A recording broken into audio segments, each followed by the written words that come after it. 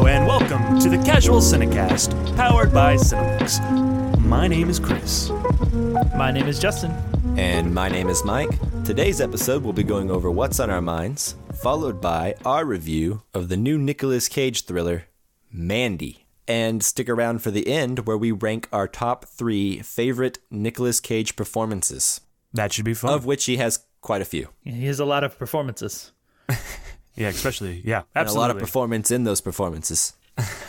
Truth. All right, if you want to follow along with what we're watching next, or, let us know what your favorite Nicolas Cage performance is, you can follow us on Facebook, Twitter, and Instagram at Casual Cinecast. You can also email us directly at casualcinemedia@gmail.com. And of course, please don't forget to go to iTunes. If you haven't done so already, give us a 5-star review.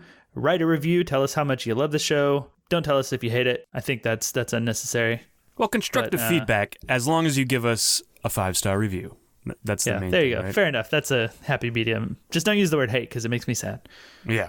Normally, here's where we would read new iTunes reviews, but we still don't have any that have popped up. The number has changed, but we still cannot see them on the iTunes store. So yeah, if you do leave a review, yeah, and if the number does change, that maybe somebody just rated us 5 stars. So yeah, if you rate us 5 stars, leave something, and we can read it on the show. Yeah, and I guess we're having an issue with reviews that people have said they've sent in, and we can't see them. So maybe screenshot it and send it to us. That way we can for sure read it out. Oh, that'd be cool. Yeah, absolutely. And with that, gentlemen, are we ready to move into what's on our minds? Yes, maybe. Almost always. Yeah. Okay, I changed my mind. I'm ready. Let's do it. Thanks, Chris.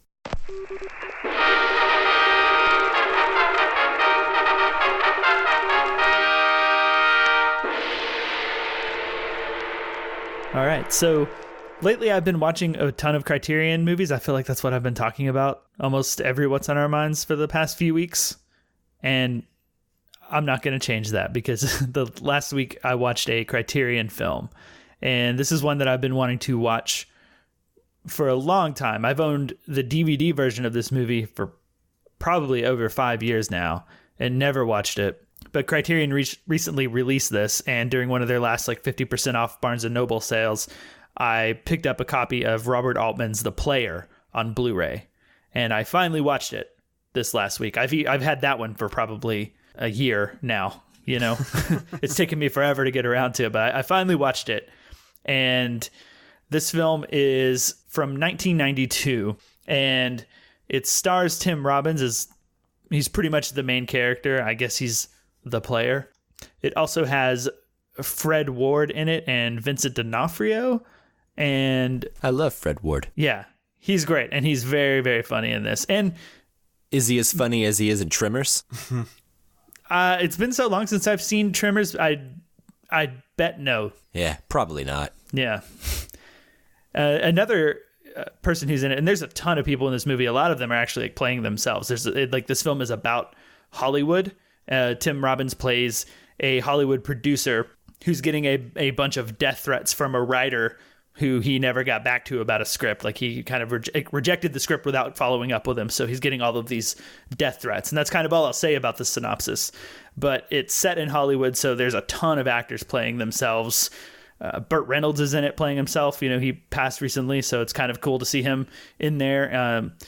Not playing herself, playing a role and being surprisingly great. Maybe my favorite role of hers is Whoopi Goldberg. Nice. Which I did not expect. I had no idea she was in this movie. So she popped up and she plays a police detective, which is, it seems like an odd role for her, but she embodies it so well and is one of my favorite parts of the movie in terms of being funny and humorous. Have either of you guys seen this film?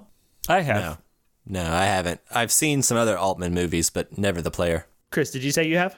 I have, and I really enjoyed it. It's been a while since I've seen it, but yeah, I really enjoyed it. Yeah, me too. I thought it was really great. I think it's probably my favorite Altman. I think I got to let it sit a little bit. But if it's not my favorite, it's very, very high up there with Nashville or... I remember McCabe and Mrs. Miller fondly, but I've only seen that one once, and it's been a while, so maybe not that one, but it's definitely as good as Nashville. And there's a bunch of other Altman I haven't seen as well, but this one, it's just a delight. It has one of the best opening shots I've ever seen, our long takes It's like the opening shot of the movie. I believe it's like 8 minutes or so, something like that. Does it feel a lot like early Paul Thomas Anderson? Yeah, I think so. Like I could see him doing that. It doesn't feel as cinematic as Paul Thomas Anderson, even like his early stuff, even like Hard Eight. It feels a little bit more Altman-y in that sense, where it's more about the characters and the actors and the performances than it is being this like super cinematic visual masterpiece. Yeah, that makes sense. I want to see it. Yeah, I think you would love it. I think all of us here, well, Chris, you've seen it, you love it, but like all of us, probably including the listeners who are very much into movies, because it's very much a sort of like inside Hollywood type of movie where there's a lot of film references. There's a lot of, actors that you're going to recognize, older actors. There's jokes about the studio system making a film and like, a writer wanting to make this film and direct it and have this like grand vision, but then the studio wants to change something, and how does that get handled and how does that affect the film? Like all stuff that I think we would very much be in on the joke for, probably even more so than we would have been in 1992 when the movie came out. And There's a lot of fun to be had with that. Yeah, this movie, I think it doesn't feel as ensemble driven as some of Altman's movies feel like, or like also improv driven. Like later on, I think a lot of his movies were. It feels smaller, but like a good tight story. That's what I remember. Is that accurate, Justin? Yeah, it's definitely not a sort of like tableau film like Nashville is, or Shortcuts, or even MASH to a degree. Like there's definitely a main character, which is Tim Robbins, and the things going on with him. There is a lot of other characters coming in and out and doing things, but none of them get the focus that Tim Robbins does. And from what I gathered watching the special features, because there are some really interesting special features on the Criterion version, including like director commentary over like just the long shot. They recorded him doing a commentary over that, talking about all the stuff that they did. And listening to him talk about that, I did get the vibe that there was a lot of improv even within like that structured scene. Like what they're actually talking about and saying was kind of improv and different every take. Interesting. Yeah, it doesn't feel that way. Like sometimes improv movies can feel like. No, it all feels very tight and very, very cohesive with like the joke of the movie, the inside Hollywood sort of jokes and stuff. Even like the improv is, I guess it's within a tight enough structure that it all feels like it works. So but you're right that it doesn't feel that way. I was surprised to hear that with a 8-minute long take that was so rehearsed and done so many times that they would let the actors improv certain things, because that seems like it's just asking to like mess up a take. Right. Yeah. Awesome. Yeah. So highly recommend it. Last thing I'll say without giving any spoilers away, I think this film now takes the cake for my favorite last, like, I guess 2 lines in a movie. Like my favorite last, I wanted to say my favorite last line in a movie, but it's actually 2 lines together. Like it's now one of my favorite film endings of all time. So that's a kind of one last bit to hopefully entice anyone who hasn't seen it to go check it out and watch it, because it's awesome. Yeah, and at least stay till the end, or fast forward to 100%. Yeah, well, if you fast forward to the end, you'll miss what makes the end lines so good. That's all I'll say. Awesome. So that's The Player by Robert Altman. Yep, check it out. And yeah, that's it for me. So who wants to go next? I'll go ahead and go. All right. What's on your mind, Chris? What's on my mind? I'm glad you asked, Mike. Maniac is what's on my mind. It's directed by Cary Joji. Song? Yes, the song. No, Justin. I was picturing Tommy Boy. Yeah, me too. That's for sure. It's directed by Cary Joji Fukunaga, and it stars Emma Stone and Jonah Hill and Justin Theroux from The Leftovers, among many others. It's a show about broken people who get caught up in a pharmaceutical drug trial, and it's supposed to solve all their problems, and things, however, they don't turn out like that, just like any promise at the beginning of a movie. I really love this show. It's probably my favorite TV show of the year so far, but I don't want to give too much away, because I think that the less you know about this show, the better off you are. It's both funny and heartbreaking to me. The cast, everybody in this cast gives a great performance, and Emma Stone is the standout of all these great performances. She is really great in this. Cary Fukunaga really, he does an amazing job. He directs every episode, and he does this amazing job with the material. He's giving it a lot of heart and balancing the heartbreak with the humor really well. Other directors with this type of material haven't been able to give it as much heart as I think Cary Fukunaga does. And is it Fukunaga or Fukunaga? I don't know. I've heard it pronounced Fukunaga, but I could be wrong. So Fukunaga? I don't know. That was a serious question. I wasn't trying to correct you. Yeah, I don't know. It's close enough, I would say, if you ask me. Yeah. Oh, yeah. I had no idea. I'm checking it out right now, like his IMDb, and I had no idea he directed the film Sin Nombre. Yeah, no, Cary Fukunaga is great. Yeah. I guess he's been doing stuff for longer than I thought, because, I first heard of him in regards to True Detective. Right. I'd first heard of him after I watched Sin Nombre at your mom's house one time when you and I were staying there. Yeah. I remember watching it, but I guess if I saw the director's name, I just completely lost it in my brain and didn't remember it.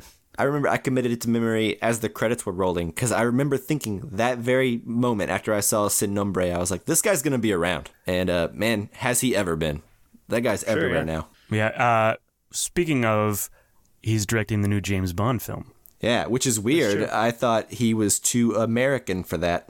But yeah, I think he'd be the first American to direct a James Bond film. I think there was one other American that directed a James Bond film, but it's not canon. I forget my lore on Bond. Never Say Never right. Again. I believe that's the one that's not canon. Yeah. So that one was directed by an American director. And then also there's a version of Casino Royale. Well, by Woody Allen. That's canon. But that's certainly not canon.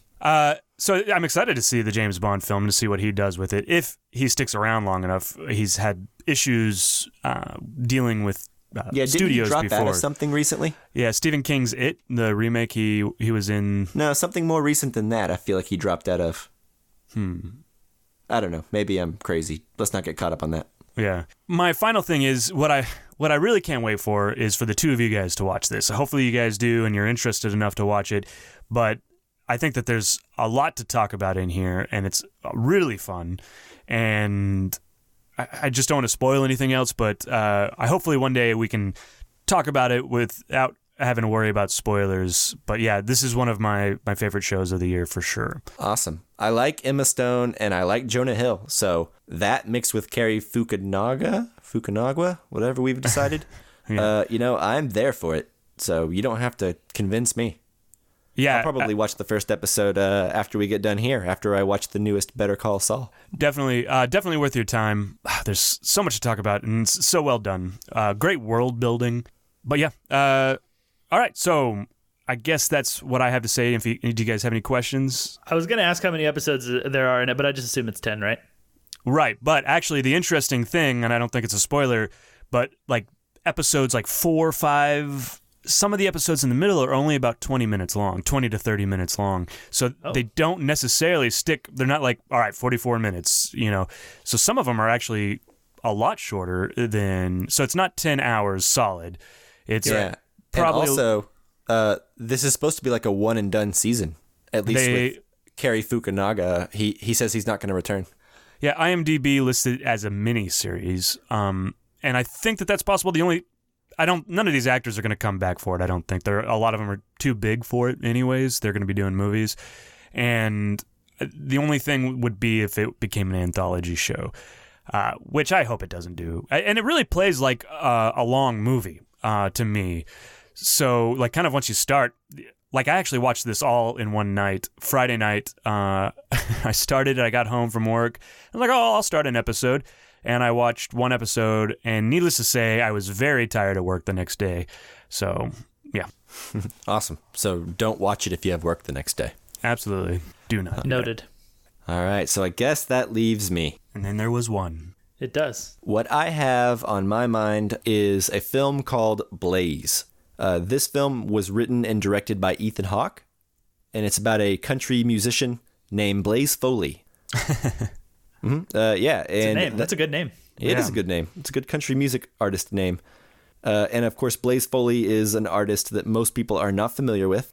He had like one or two very, very minor songs that are only really known because like more famous country artists like recorded them. He died broke as a young man, like a real old school country legend. Anyways, this film is pretty good. biopics are not usually my favorite thing, but I feel like Ethan Hawke found a good way to tell this story that feels a little different. The film is called Blaze, and it's about a failed musician who basically couldn't overcome his demons, but the way it's filmed is it's kind of like a film about every failed musician who couldn't overcome their own demons, you know? Mm-hmm. And it's very well acted by Ben Dickey. But the best thing about this movie, the shining star and the heart and soul of this film, is Aaliyah Shawkat, who plays Maybe in Arrested Development. Oh, wow. Yeah. She is so good in this film.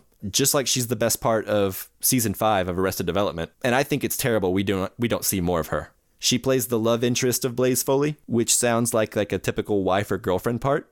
But I think she elevates it with her performance, and the chemistry between her and Ben Dickey is just undeniable.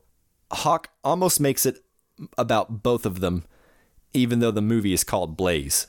Yeah, so if you don't like biopics, I say give it a shot anyways, because it's better than you think. It's got a lot of really indie, folksy country music written by Townes Van Zandt and Blaze Foley. I think some people will know who Townes Van Zandt is. Yeah. It's not like a typical Hollywood or Clint Eastwood type biopic or anything like that. Yeah, it's a nice watch. I got pretty emotional in a couple of parts. But ultimately, it's still a biopic, so it's limited by that. But yeah, it doesn't necessarily just feel like most biopics, which is just like broad things that happened over someone's life in the course of 2 hours. You know, it's not just like rambling off events one after the other. It's all about family and character. Well, interesting. I had no idea what the movie was about. I've seen it, around, and it's in theaters around me, and it has been for the last little while, and I had no idea what it was about. The only thing I knew was Ethan Hawke wrote and directed it, or at least he directed it, right? Did he write it? Yeah, he wrote the screenplay. For sure. Okay. It's based on the actual real life events of Blaze Foley's life and his untimely demise, which I won't go into here. But anyway, it's pretty cool. Doesn't fall into the normal tropes of biopics. I say give it a shot. Ethan Hawke does a pretty good job directing. That doesn't always happen when an actor hops over to directing. Not always. Although I'm trying to think, the last few that I can think of or that I'm like really aware of were pretty good. Like yeah, that's Greta true. Gerwig. I guess this year's been pretty good for that. With John Krasinski, did pretty good with that Quiet Place movie. But that wasn't his first foray into directing either. Right. Yeah, he's done some other films that were kind of received with lukewarm praise. So anyway, I say give it a shot. Blaze. All right. So the last thing I wanted to talk about before we move into our review of Mandy is just recently, I think today, it was announced that Mel Gibson is attached to direct a remake of Sam Peckinpah's classic of the same name, The Wilde Bunch. No. I know. I'm not wild about it. Yeah. The Wilde Bunch is a movie that's very near and dear to me. Sam Peckinpah movies were some of the first Westerns I saw when I was going through my Westerns phase as a younger man. And along with The Good, the Bad, and the Ugly, The Wilde Bunch is one of my absolute favorites. So I have lots of thoughts and feelings about this remake, and I don't really want it to happen, and I don't think it's needed, which is probably not a surprise to anyone who listens to the show or has a franchise they love that's ever been remade. Mm-hmm. But anyway, I will say that a few years back, I remember Tony Scott was attached to direct this. And then I really, really did not want it to happen, even more than now. So if I'm trying to be positive, I could honestly see this as a pretty logical choice for director with Mel Gibson. What do you think? Yeah, I mean, the Mel Gibson films that I've seen were good and impactful. I don't know how many I've seen of his. I know I've seen Apocalypto. Yeah, Apocalypto. Probably other ones I've seen.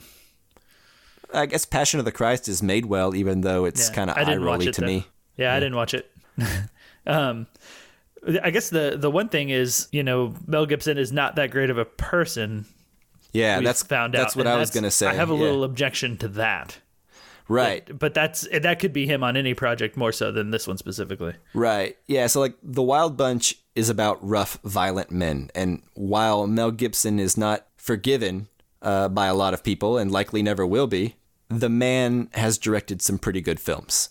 Even the films I'm not crazy about are still made pretty well.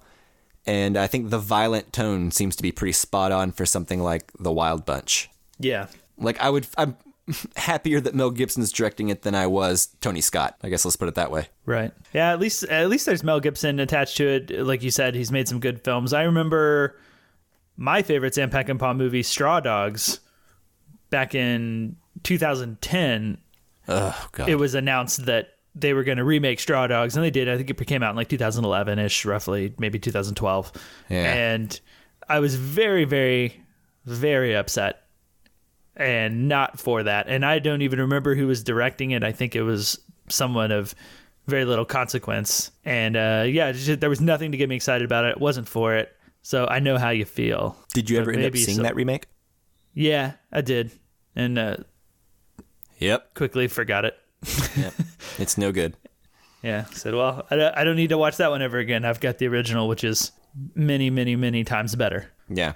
Yeah, no, I know what you mean, though, about Mel Gibson being sort of a problematic dude. And that's what bums me out more than anything, is I feel like that's all we're going to hear about when this film does come out.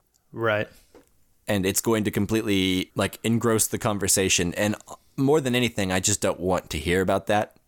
Because there's no way I'm not going to see this movie. Yeah. Well, you don't want to feel like a bad person for seeing the movie, right? Well, I wouldn't feel like a bad person for seeing the movie. Right, but I mean, you don't want... Yeah, but no, I don't want to hear the conversation around, like, the shaming of seeing it or, like, being told that it's problematic to enjoy something. I would rather them just hire a dude that's not problematic in the first place. Yeah. But yeah. I agree with you guys. I don't think that this is needed.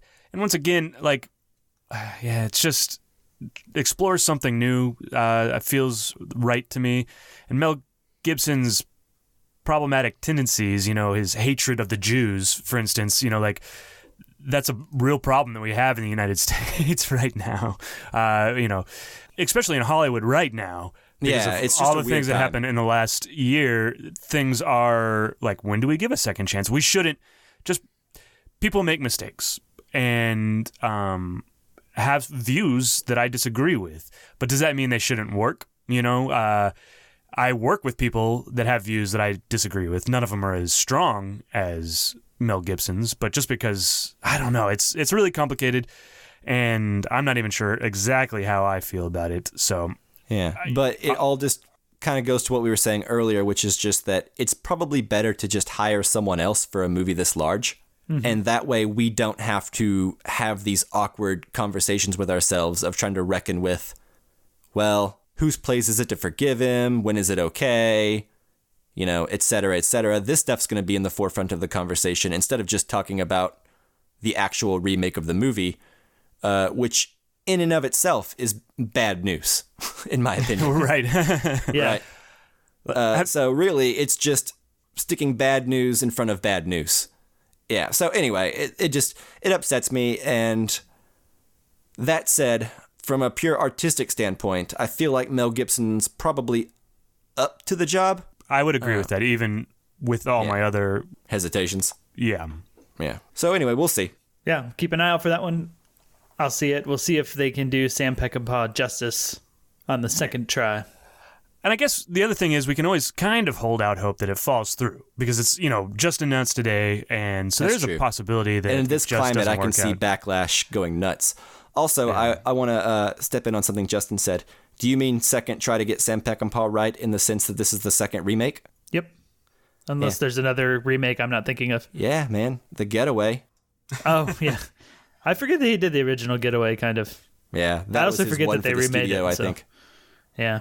It's just so different from his body of work and so like similar to other work at the time, like things like Bullet and that sort of like 60s action film, that it just kind of meshes with those more than it does mesh with Sam Peckinpah. I don't know. I would challenge you, actually, to rewatch that movie again and think of The Wilde Bunch when you do it. A lot of the same editing techniques and transitions and slow motion. Yeah, I haven't seen it in a while, and I guess I think when I watched it, I wasn't into Peckinpah. It was probably the first Peckinpah I saw, and it was more I was watching it in the times that I was into like Bullet and other Steve McQueen films and Paul Newman films at the time. Yeah, I would give it a shot. I think The Getaway is actually pretty great. Oh, yeah, I remember it fondly, for sure. Yeah. So that was the remake of The Wilde Bunch. We will, I guess, probably talk about it again at some point in the future. Are we ready to talk about the movie now? Yeah, we're moving into Mandy. I believe it was based on the hit Barry Manilow song, right? You got it. And before we move into our review of Mandy, check out this promo from the IMDb Journey podcast. Hi guys, I'm Dean. And I'm Daniel. And we're from the IMDb Journey podcast, where we break down every movie from the top 250 list, giving our own thoughts and reviews and any general discussion along the way. But when we're not doing that, we also battle other podcasts in various movie-related games of trivia and drafts. We also give quick reviews about every other film we've watched as well. Yeah, here we're quite good too. Yeah, if you guys don't believe us, why don't you listen to these genuine testimonies? Oh, hey guys, you guys are really good. I love your chemistry. Oh, hey, brew. It's this is a good podcast, yo. Oh, for sure. Yeah. Yeah, love the banter, guys. Keep it up. IMDb Journey is one of my favorite podcasts of all time. Fantastic testimonies. Oh, thanks, guys. Absolutely genuine and real. And if you want to give a genuine testimony as well, go ahead and search for IMDb Journey. You can find us on all your favorite podcast sites, including iTunes, Stitcher, and Spotify. So come along and join our journey.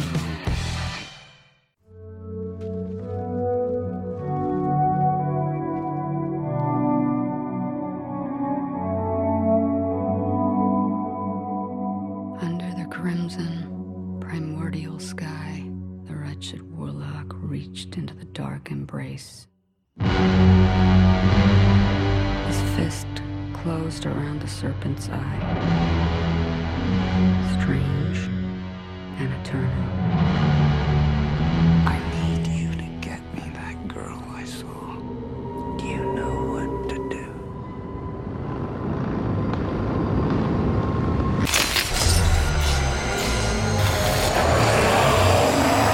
You're a special one, Mandy. I, too, am a special one. Let us be so very special together.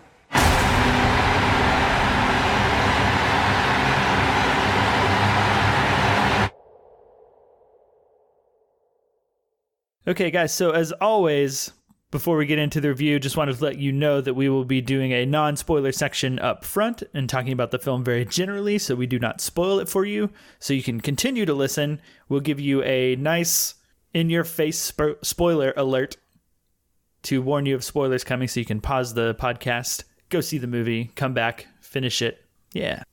Mandy, directed by Panos Cosmatos. Beautiful. Yeah, starring Nicolas Cage, Andrea Riseborough, and Linus Roach. The IMDb synopsis says, Mandy is set in the primal wilderness of 1983, where Red Miller, a broken and haunted man, hunts an unhinged religious sect who slaughtered the love of his life. Did you guys know his name is Red Miller? No, I didn't until the No. IMDb synopsis just now, so thank you, informative IMDb synopsis. There we go. We learned something new every IMDb synopsis. All right, guys. So Mandy. This is a film that I am pretty much right down the middle on. I mean, the film is undeniably cool and super stylish, and I don't think it's any secret that this film tries to be more style over substance. And you know what? I don't fault it for that. There are several movies that I've liked and loved in my lifetime that are all about mood, or in some cases, intentional camp and gore. That's just not something that always works for me, and it mostly did not work for me in this particular film. Like, don't get me wrong, I feel like there are some really fun and bonkers moments in this movie that did have me pumped, and it delivers some really crazy scenes that are complete blast to watch. But all in all, none of it really resonated with me. Like, while watching, I guess it never sent me over the edge of where I really needed to be. I think pretty much everyone agrees that Nicolas Cage is perfect for this movie, and it seems kind of catered to him. The same way, like, Deadpool seems to be catered to Ryan Reynolds. It just seems like the tone seems to fit, like, what we as a society view Nicolas Cage to be. Mm-hmm. Yeah, I totally agree with that. It's like Nicolas Cage doing Nicolas Cage. Yeah, and he gets plenty of moments to really lean into that here.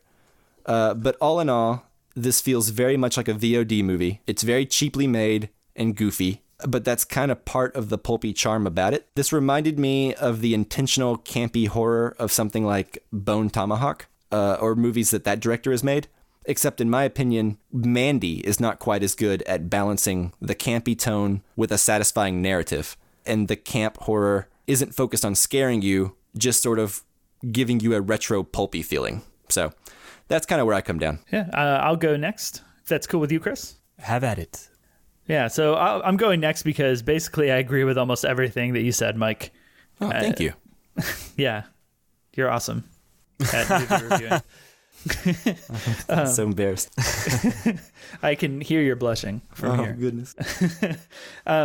So yeah, I thought the movie was okay. I thought, like you, I think the narrative is where the film struggles to grab me because it's certainly firing on a lot of other cylinders and, firing on like a 11 out of 10 scale on like those other cylinders, right? Like right. In terms of style and violence and action and just weird stuff.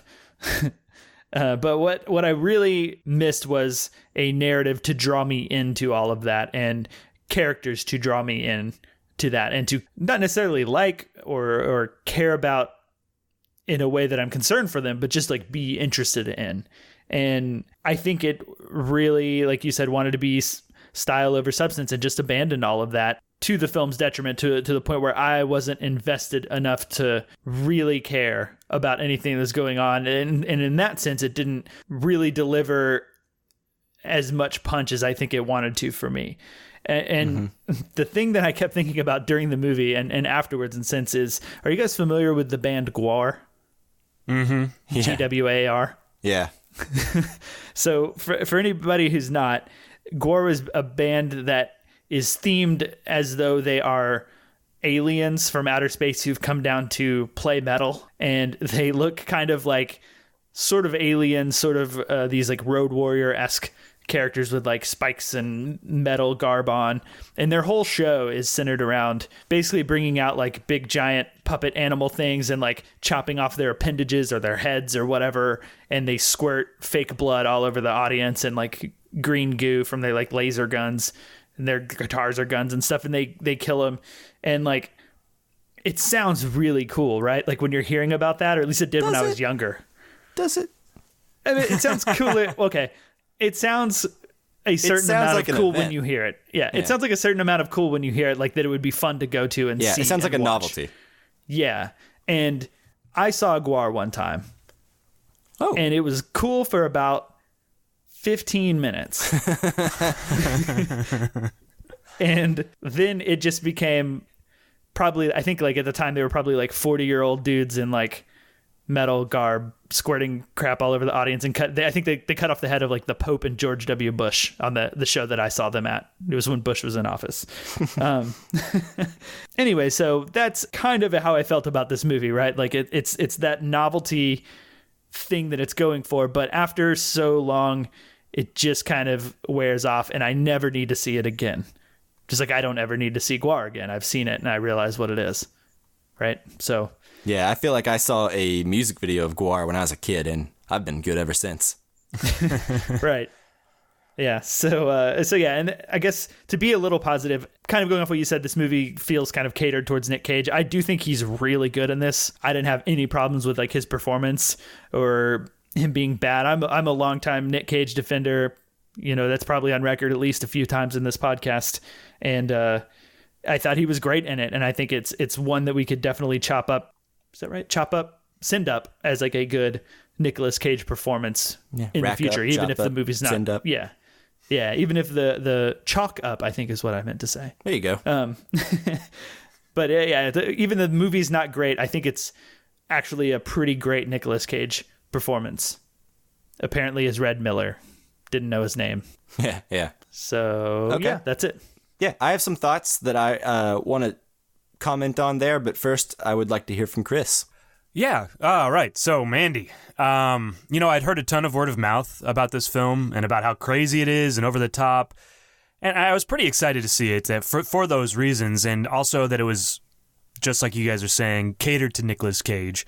I was really excited to see this crazy over-the-top movie. This movie is very interesting to me. It doesn't necessarily mean that I love it, but to me, it's an interesting film. And it all felt really familiar to me. Like I'd seen something from it before, or I don't know, like it all just felt really familiar to me. And then I was listening to this podcast about it called Adjust Your Tracking, and they said that the director actually based this movie on the feeling he got when he would look in the video store at the covers of all the movies that his parents wouldn't let him watch.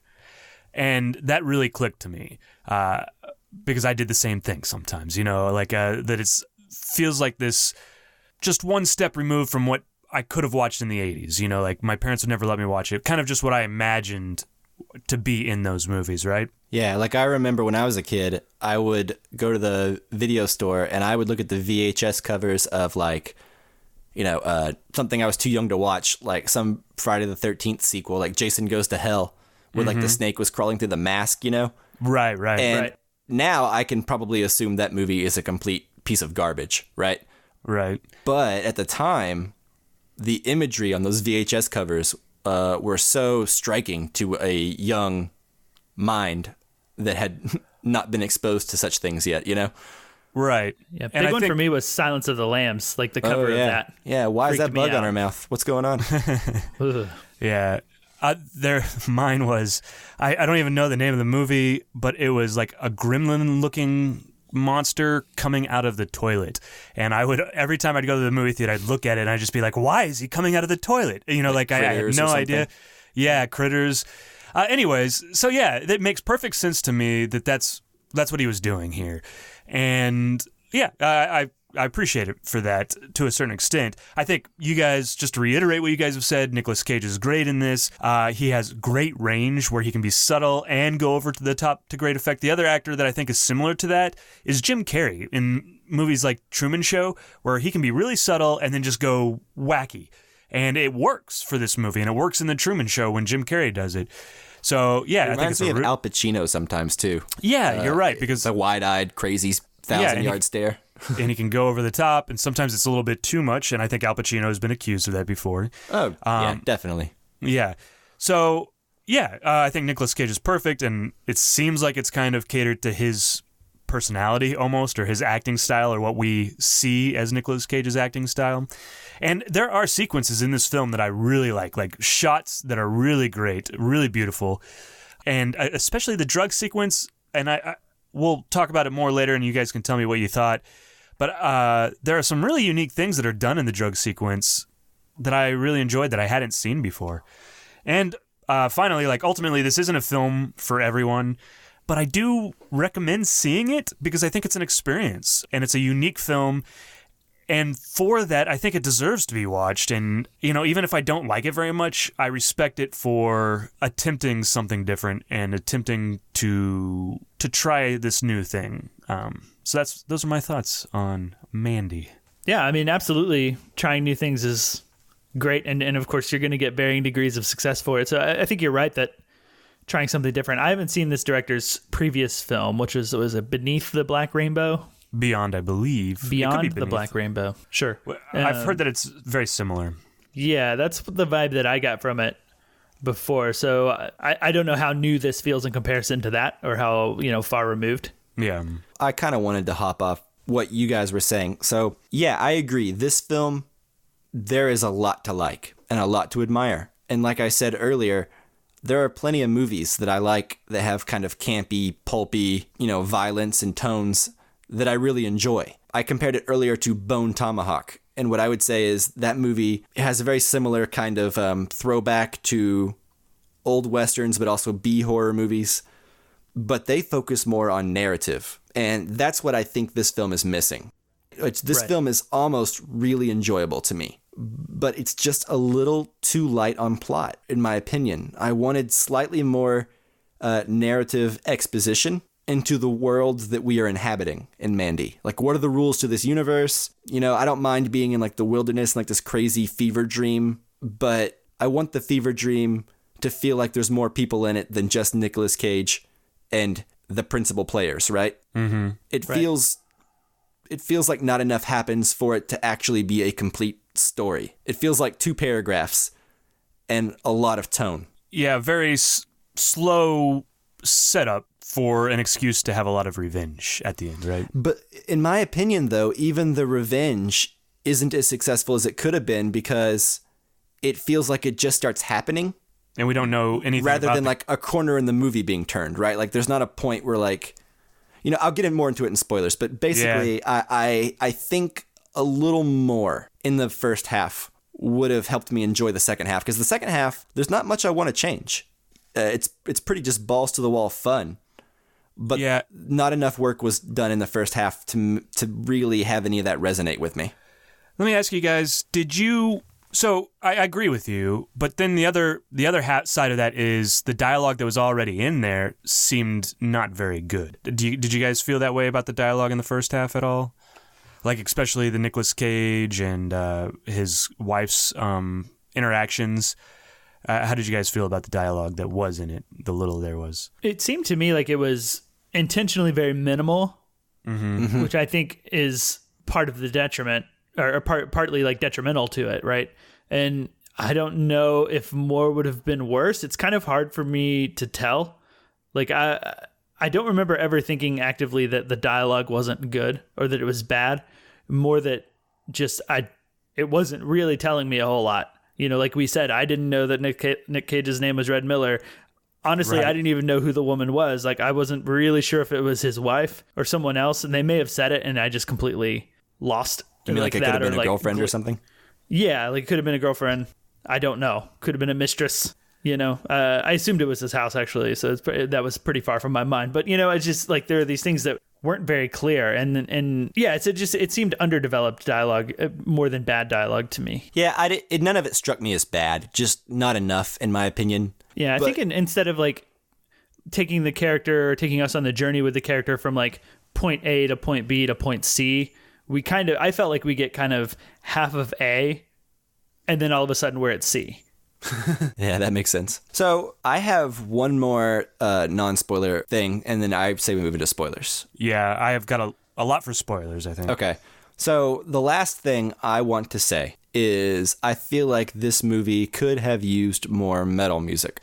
Yeah, I think so too.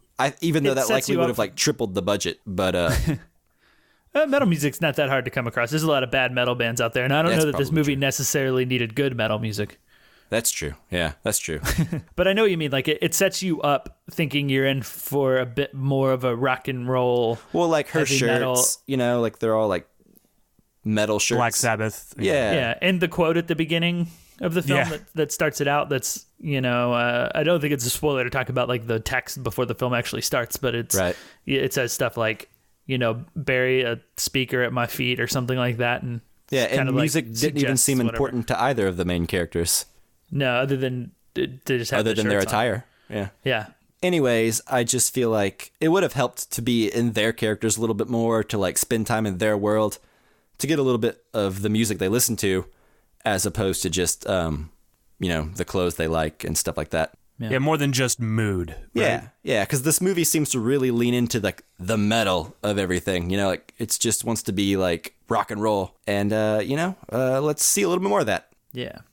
Real quick, before we move into spoilers, let's just go ahead and say I do recommend this film, but with a caveat of saying it's more a mood piece for me than it is a satisfying narrative. But I still think it's worth giving a shot to. Yeah, I'm right there with you on that. I do think I give it a recommendation to see it. I think seeing it in the theater would be cool. So, yeah, I give it a recommend, even though ultimately you guys are right. It does feel a little hollow, a little empty, but there's just enough, and it's just a unique enough experience to recommend it. Right. So I would say watch this with your friends and a group of people. Probably not necessarily in theaters. I feel like kind of talking while you're watching the film might make it a little bit better, actually, of like at least where you feel like comfortable, where you could be like, you know, what the fuck, or look at that, isn't that nuts, or whatever you want to say during the movie, right? Like I think there can be a lot of fun had while watching the movie in a group setting, a lot more than like I watched it, you know, by myself. Yeah, right? I can definitely I could have used for some audience laughter in a couple places.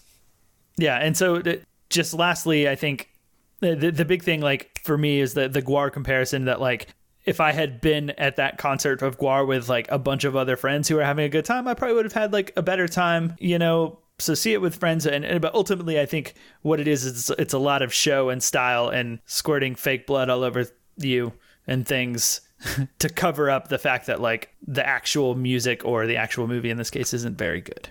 Wait, did you get fake blood squirted on you in this movie? Yeah, did you not? No. Did you have to pay extra for that? No. Okay. All right. I have nothing funny to say to that, sorry. Yeah. Anyways, are we ready to move into spoilers for Mandy? Yes. Let's do it. No, I guess Rosebud is just a piece in a jigsaw puzzle. I'll tell you what, you know, cigarettes you got up there, I'll tell you all about it. And here we go. All right, guys, so now that we are in spoilers, this is kind of what I wanted to talk about earlier. I wanted more, like, world building. So I like the idea of this crazy traveling biker gang that's like a local legend, you know, that, like, only truckers run across them, or only hitchhikers, you know, and, like, they only come out at night. I like all of that. That's a very cool setup for a villain in the movie, right? But give me more of the legend lore. Like, give me the process of finding these people and whatnot. You know, I was looking forward to the journey that Nicolas Cage's character, Red, was going to go on, but it pretty much just seemed like he knew what to do at every single turn.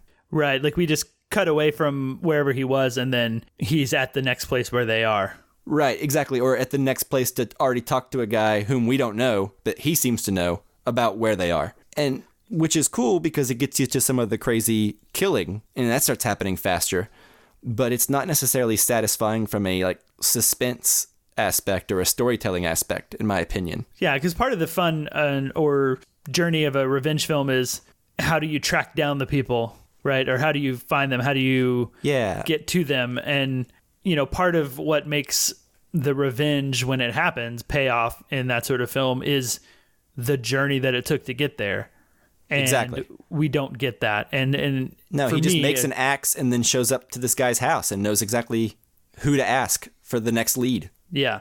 Although that was a pretty badass axe, I have to say. It was, but, like, I don't know, give me more. Like, why did he want to build a badass axe? I know he's a lumberjack, but, you know, give me more. Give me, like, this is an axe that he designed once. Like, did he just design, what? Like, it just happens, you know what I'm saying? Like, there's no, now I need to make my own weapon, or now I need to go find the guy that's going to put me on the right track. It just all starts to just happen without anyone talking about it, which I realize show don't tell. But for some reason, I just wanted more, like, movie dialogue exposition stuff, you know? Yeah. Well, I mean, it didn't even show, really. Like, it was just them doing stuff without even showing us why. Yeah, or, like, what his plan is. Us why. Yeah. I mean, I think that's the thing for the whole movie, right? The Linus Roach character he just says that he needs her, and that's why they kidnap her in the first place. So they never really tell you anything. Well, see, that's enough for me. I don't need to know reasons crazy cult members are evil. Yeah. Yeah. But, like, if you're going to have this legendary biker gang that Nicolas Cage is going to have to dive into the depths of hell to go kill, right? And he has to go find some guy that knows them so he can stick Nicolas Cage on the right track. I don't know. Give me a little bit of, like, who's that guy? How does Nicolas Cage know that guy? Like, I want to see him, like, take his first steps in the journey towards diving into this descent into madness, you know? I want it to feel like we've turned a corner once the crazy killing and fun scenes start, if that makes sense. But instead, it just felt like the next thing was happening, and then all of a sudden, oh, you know, here we are.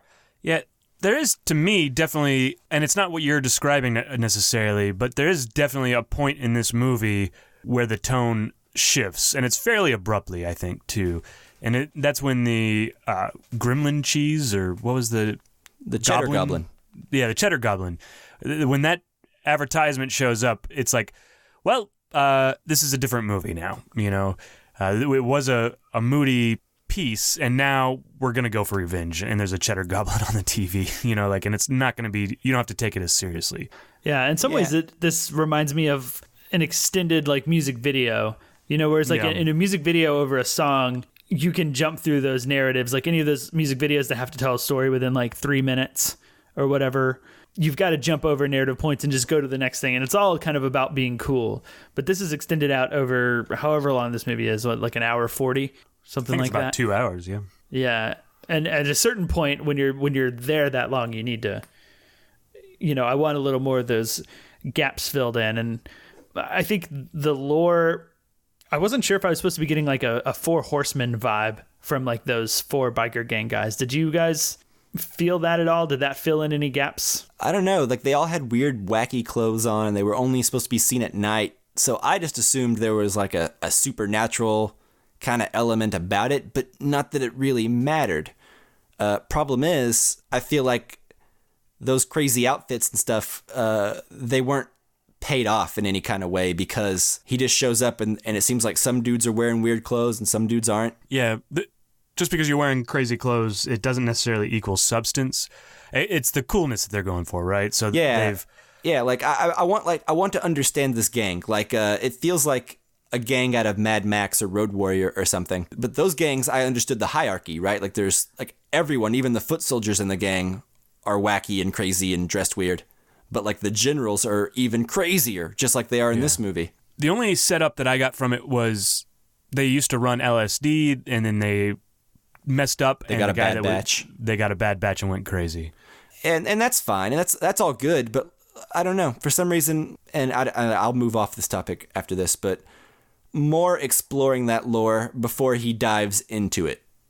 Like, make them seem more of like a mysterious thing. Like, if they're so hard to find and no one's ever seen them except for at night, like, why is it so easy for him to just stroll up to them? Right. Like, they're just standing in front of burning cars and stuff. They're not hiding. Look for the burning car. Anyway, that's all. Yeah, I agree. We can move on, but I definitely agree. That's one of the biggest problems. The other big problem is more development stuff, just like maybe we've touched on it enough, but like the relationship between Nic Cage and the wife, and just them as characters in general. I didn't get anything from it. Like no attachment, no interest. I really struggled to care about what was happening, and at that point the movie is relying totally on being cool, and if like anything in the movie happens that isn't cool, it's just dead. Like it, you know what I mean? Or like it's not working for at least that amount of time, and that's how I felt a lot. Yeah, I agree with both of you. Yeah, I did.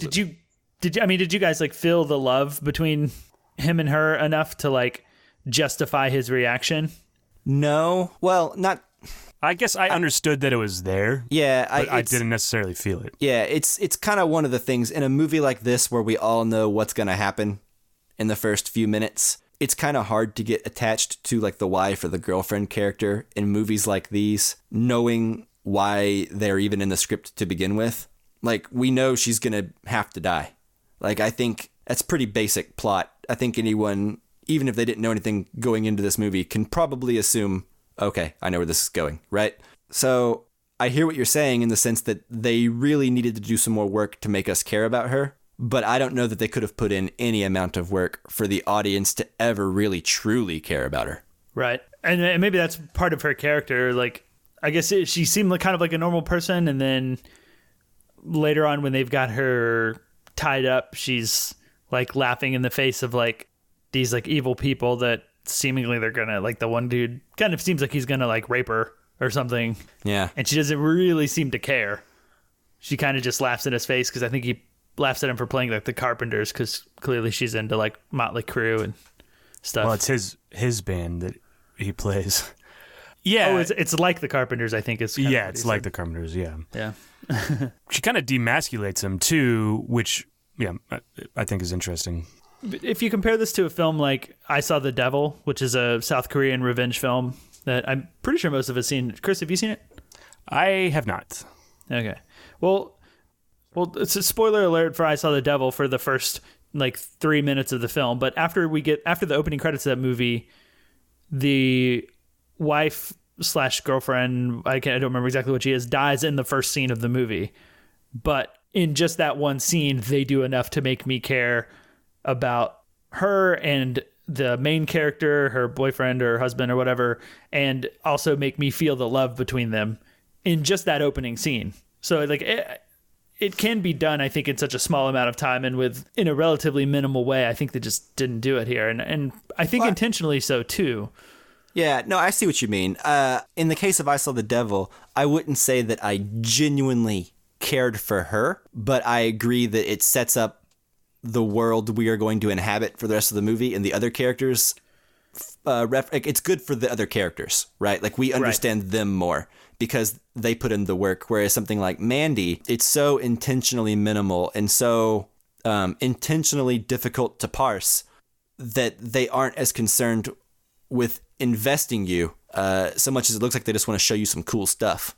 Definitely. So I wanted to talk a little bit about the drug sequence and how I thought it was unique. I really liked the way it was done, but then there's this one moment that I thought was really spectacular, and that's the moment where the Linus Roach is talking into the camera, and slowly her face starts to merge with his, and then it slowly unmerges, then goes away. What did you guys think about the drug sequence in that particular moment? Well, so I thought that was like a pretty cool visual trick. Like, it was one of those things that you don't realize it's happened at first, and then you think, well, maybe something's off about this, and then you realize what's happening, and by the time you realize it kind of starts to fade away.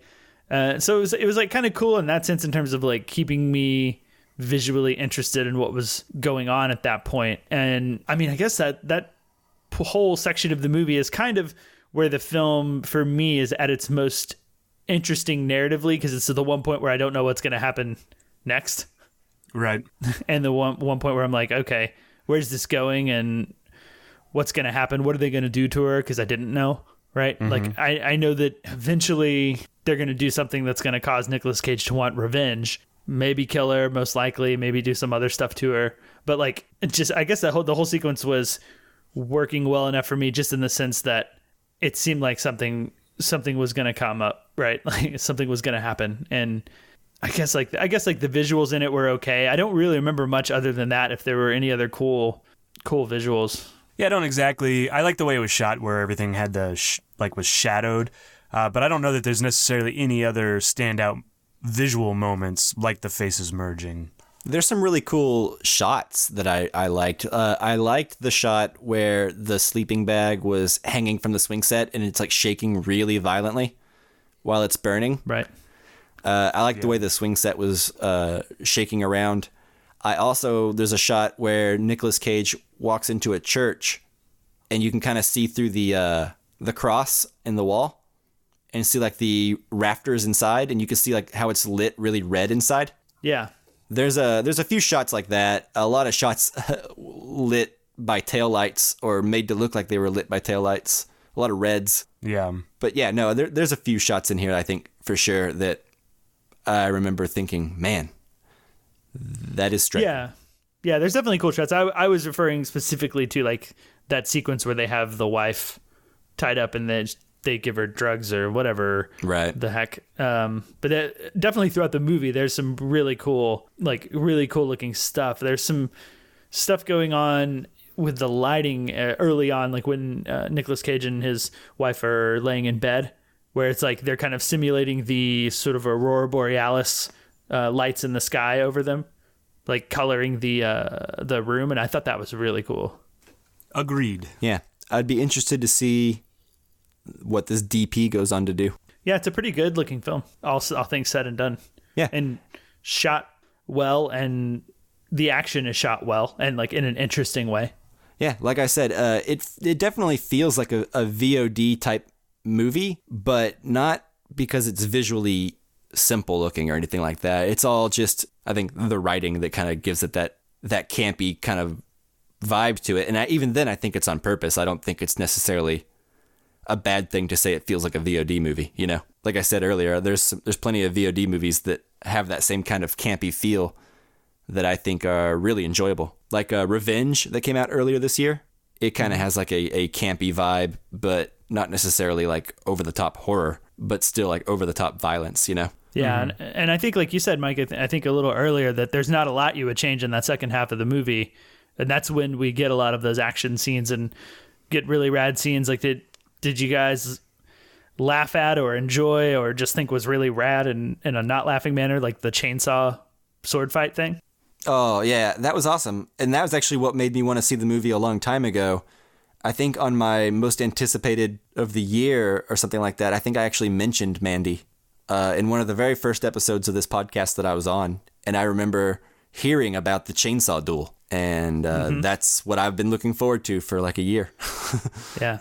I forgot that I had heard about that previously until it happened in the movie. And I was like, oh, yeah. This is the movie that has that. Yeah. So, yeah, I was thrilled with all of that stuff. You know, like I said, last half is great. Yeah. And you're right. If it just had a little bit of more emotional oomph or some sort of oomph at the very end to make you care about the chainsaw fight other than just, oh, they're going to fight with chainsaw. That's awesome. And especially when he pulls out the long chainsaw, that's the best. You know, like Nicolas Cage has this little stubby one and then he just pulls it out and it keeps going. And I think it's pretty great. It's a pretty great visual gag of like, because he's pulling it out from behind something. So like, it just keeps going, like a bit like a magician pulling like the handkerchief out of his hand or whatever, and it's just forever long. Like it's pretty fun. Yeah, I think the second half is a lot of fun, and it's funny. A lot of it, like the coke scenes, like the one guy was doing coke and just like shoving his face in it, you know. And like Justin said, I think if you watch it with friends, because talking about it now is more fun than actually watching it. Yeah, right, for sure. Especially the second half, for sure.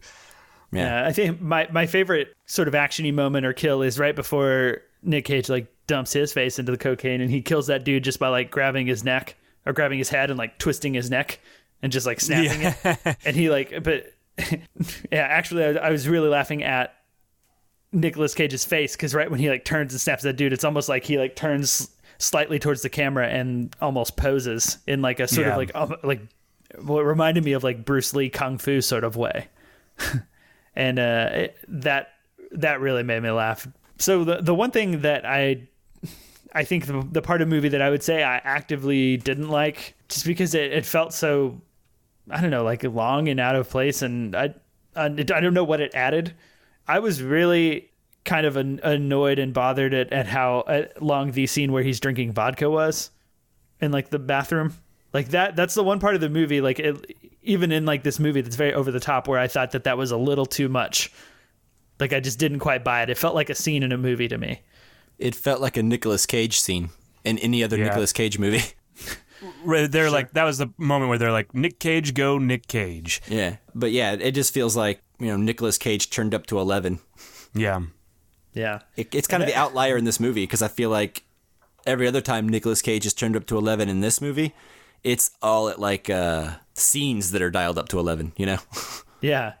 Yeah, and I guess that's it. It felt like just so out of place, and you know, in a movie where there's a dude with like a giant knife dildo on and he's like doing cocaine and there's a giant chainsaw fight. It's like the scene where he drinks vodka feels over the top to me. I think that just says a lot about the scene.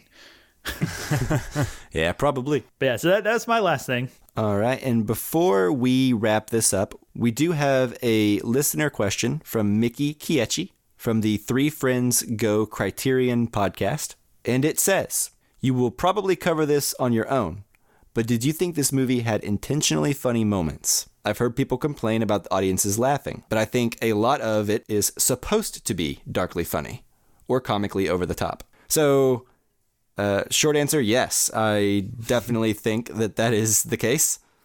Yeah, absolutely the case. Yeah. Yeah. Cheddar Goblin on, I think, is nuts, you know, is... Yeah, there you go. There's a commercial about Cheddar Goblin, which appears to be just a gremlin that likes to feed macaroni to your kids or something. Yeah, and then it vomited. It vomits the cheddar up, I believe. Yeah. For the mac and cheese. But I think from there on, it is campy fun, and we've left the mood piece behind, and we've moved into campy, goofy fun. Oh yeah, and actually, case in point, Cheddar Goblin, really. Yeah, and real quick, Jonathan James from Facebook says, "I agree with Mickey. There is one scene that I believe was added after everything else, and that's the vodka scene, where Cosmatos said, 'We need more Nic Cageisms.'" So there you go. Yeah. So basically summing up what we said earlier. Yeah. Turn it So to we're not 11, alone. Nic Cage. Yeah. Problem is, the scene wasn't at 11 to match him. No. It's just All right. a dude in a bathroom And just a dude in a bathroom going nuts. with regular vodka, not like demon blood infused vodka or some shit. Yeah. Why wasn't it some kind of crazy Satan vodka or something? Yes, the Missed tears of opportunity. fornicators and Or like child an murders. alcohol goblin or something. Yeah. Anyway. All right. So I guess with that, we did get a couple of brief reviews that I thought were interesting, or we all thought were interesting, really. Do you guys want to read those out? Yeah, let's do it. So, at Jack Torrance 182 on Twitter says, I thought the use of the sleeping bag as a symbolic cocoon was visually interesting. The movie never explicitly goes there, but I'd wager Mandy will be back as her final form. Sequel. Well, Jack, that's really cool. I didn't come up with that at all when watching the movie, but that does actually make me want to watch this movie again, or at least parts of it, to see if there's any other like cocoon visual transformation symbolism scattered that I missed. Yeah, I think, is this movie so vague that you can almost read whatever you want into it? I mean, it's possible. Maybe at I times. certainly wouldn't begrudge someone who wants to read that into it, because that's Absolutely. very cool, I think. I don't It's know. a cooler concept than anything I got out of it. Yeah, Right. exactly. I don't know what her final form would be, because it seems like Have you- mostly Nic Cage's transformation over the course of the movie. But like I said, I am certainly down to watch it again and try to find something else that I missed. Because if I could attach onto something in this movie that I did miss, I think I could like it a lot more. Yeah, that would help for sure. Her final form is Heavy Metal, the animated 80s rock I did think of cartoon. Heavy Metal, the cartoon movie. Yeah, Yeah, when I was watching this. Have you seen Heavy Metal? I haven't. Yeah, not in a long time. It's something else, man. It is. Yeah, It is I wacky. believe it. All right, so we have another comment, and it's from Peter's Movie Nights on Twitter. He said, I loved it, though I thought it was a little self-important. The style and tone were perfect for this kind of movie and really set an engaging mood. The more I think about certain scenes of the movie, the more meaning I find. This will be a classic worth revisiting for sure. I think it's going to be like a cult classic, and we may get like midnight showings of this movie. Yeah. But yeah, thanks for writing in, Peter's Movie Nights. It was always great to hear that, and I think some good points in there, too. Yeah, I'm glad to hear somebody like thinking positively on the movie. You know, I think we were all a little lukewarm on it. Yeah, I actually In think we're in the some ways, minority, kind of being lukewarm on it. I think most of the stuff I've heard or read about it is saying really great things. So it might be a movie for you. Go watch it. Try it out. Yeah. Don't listen to us. And even then, I still recommended it, even though I didn't personally get anything out of it, because I feel like there is a lot there that I can see someone who could get out of it, right? Like, I like movies a lot like this myself, so I personally am not too far from being in the, like, positive category, you know? Right. Yeah, I think it's about the experience and the experience you build with it, you know, and it, which, like I said, bringing in some friends to watch it with, that lines up with that whole cult experience sort of thing, like cult movie sort of idea. So I think, Chris, you might be right that it's going to do that eventually. And also Peter's Movie Nights is right that maybe this will be a classic worth revisiting in that setting. Mm-hmm. There are certainly scenes I will not soon forget.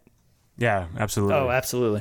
All right, so the last review we have is from the Cinema Recall podcast, and they are on Twitter at cinema_recall. And they say, I dug this flick, but if you take away the trippy visuals, you're left with a standard revenge flick. Nic Cage is good, but it's not his best role. I think that echoes a lot of what we've been saying. Yeah. Except, I think most of us said Nic Cage is great in the role. But no one said it's his best. Yeah. No. Yeah, just because I like him in the movie doesn't mean it's his best. Yeah. That's true. Which leads us to our next section. Segue! Yeah, there it is. Segway! Thanks, Cinema Recall. So we had a couple questions sent in by listeners that are very similar. So we decided to kind of join them together in one segment.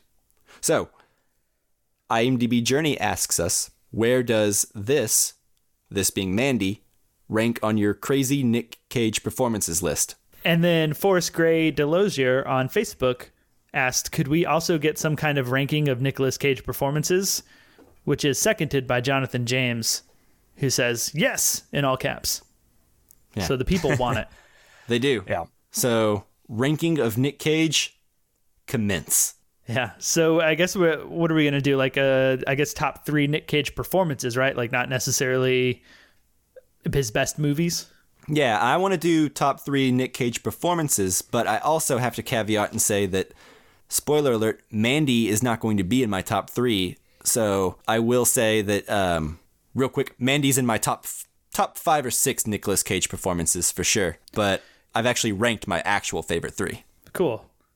Well, we'll see. I guess we'll see if Mandy ends up on any of our top 3 or any of the other mine or Chris's. All right, so my top 3 Nicolas Cage performances.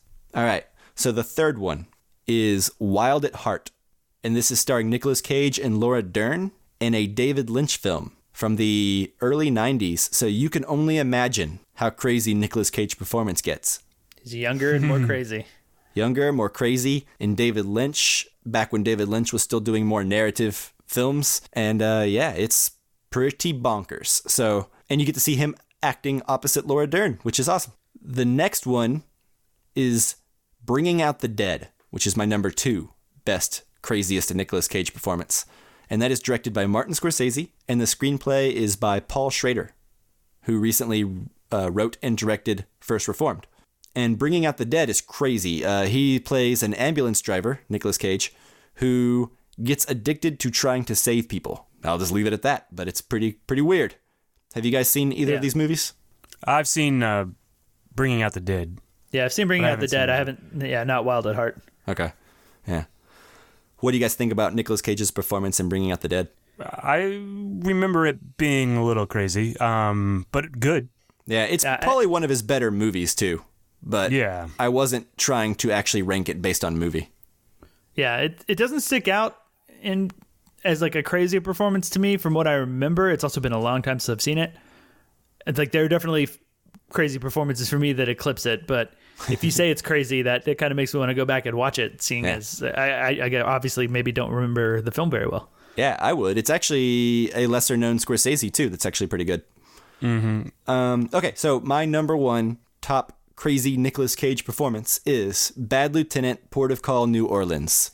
Yes. Right. Which is the Werner Herzog film from 2009, which is a reboot sequel to the Harvey Keitel Bad Lieutenant from the 90s, which is only really similar in themes and title. Do you know the story behind that? No, I don't. The reason it's called Bad Lieutenant is basically the studio said they just made him put Bad Lieutenant on there so that it would be a sequel or it'd be attached to an already existing property, from my understanding of how they... So, like, they're just like, call it Bad Lieutenant and you can make whatever you want, you know? That's interesting. Sweet. Yeah, that's weird considering the first Bad Lieutenant likely wasn't a huge commercial success. Yeah, it's weird. Anyway, so this movie is Nicolas Cage going completely bonkers off the wall all over the place. He's snorting cocaine, he's abusing his power as a police officer, he's lying, he's doing all kinds of crazy stuff in this movie. Just looking at iguanas really intensely. Yeah, and and the movie just is completely nuts. And yeah, I recommend both the performance and the movie. Yeah, I really, really like that movie and his performance in it. Yeah, it's a really good movie. Surprisingly, for a movie called Bad Lieutenant, Port of Call, that's maybe a sequel to another movie. Port of Call, New Orleans. Port of Call, New Orleans, yeah. It's surprisingly really good, really great. All right, so that does it for me. And like I said earlier, Mandy does not rank in my top 3 Nicolas Cage performances. I'll stick it down. Maybe even lower than 6, now that I'm thinking about it, because there's some pretty crazy Nicolas Cage performances out there. Yeah. Well, so I will go next because I can kind of hop off of our conversation on Bad Lieutenant, Port of Call, New Orleans, because that is my number 3 performance from Nicolas Cage. And actually, I kind of did this a little bit different. I kind of did just his best performances, although they all, I think, have a little bit of crazy and weird in them. So hopefully, so you guys can follow me on that, right? So my number 3 Nicolas Cage performance is Bad Lieutenant, in which he plays Terrence McDonough.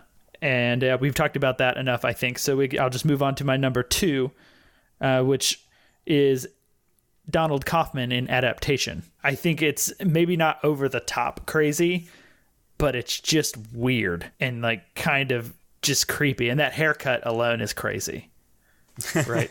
Yeah, it's It looks like that haircut belongs on him, which is weird. Yeah. Yeah. And it's just kind of a crazy movie in general, but I really love that. And I particularly love him as Donald, the kind of clueless about screenwriting brother, as opposed to the Charlie Kaufman character, who I like a lot less in the film. Yeah, absolutely. I love that movie. And Nicolas Cage in it. Word. Yeah. And my favorite performance of his that is crazy, and it's kind of crazy in a very cartoonish way, is Raising Arizona, where he plays H.I. McDonough, which I only really included the character names to point out that he plays a character with the last name of McDonough in both Bad Lieutenant and Raising Arizona, which I found interesting. That is interesting. Maybe he plays the same character. Yeah. Well, yeah. And so this is a Coen Brothers film, one of their earlier ones, one of Nicolas Cage's earlier roles when he was younger and crazier. And this film is just kind of like a giant cartoon in some ways to me, and all of the characters are cartoonish and very complexly spoken. I don't know if that's the right way to say that, but the best phrase. But like the dialogue is so like specific and eloquent in its own sort of like simple redneck sort of way that like to pull it off, I think takes a little bit of crazy. And there's just so much like goofy action sequences and goofy characters in this that I love it. It's one of my favorite comedy films and definitely one of my favorite Nicolas Cage performances and films. Yeah, awesome. Good choice. Good list. Yeah. All right, so I kind of did a little bit of both, my favorite performances and a little bit of the crazy performances. My number 3 is, of course, going off of Justin's adaptation. Love the film. I think it's a great performance by Nicolas Cage in there.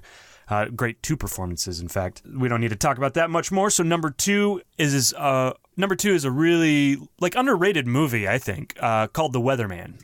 And I think that he is really good in that. And I think he's also got a little crazy going on underneath the weather there, too. And I like it a lot. Have you guys seen The Weatherman?